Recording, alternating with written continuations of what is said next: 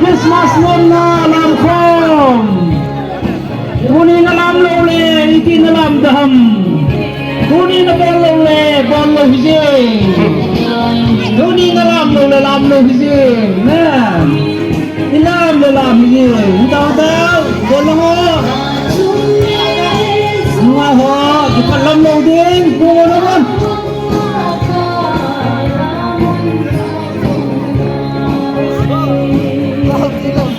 Nungkin umyong le, minit na nungkin na nag-aalama le, nasumi lang le, kilpahin.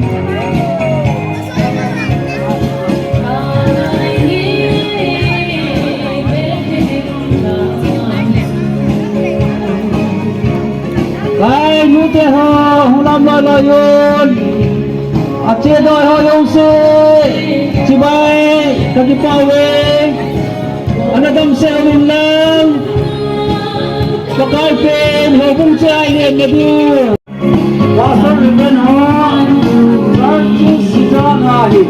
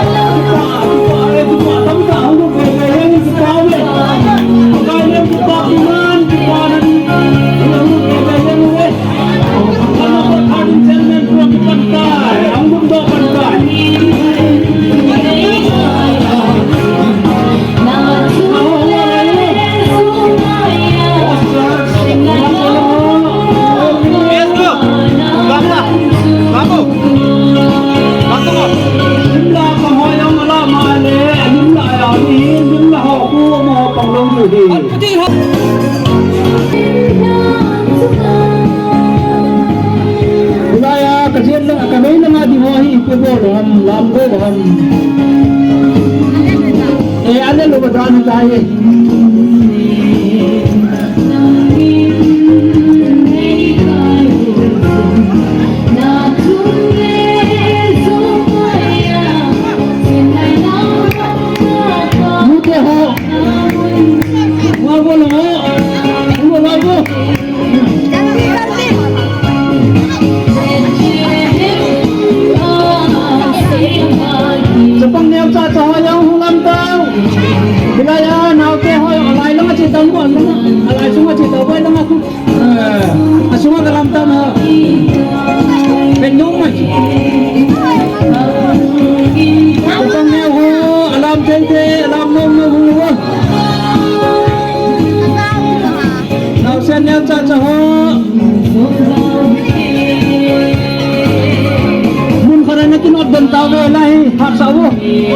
Apampen pa hat sa buo tempat mga ho kamasanga to hubo hi atunod den tawe hacem sa buo ay mo dadahan lukan na kung kanto ko mata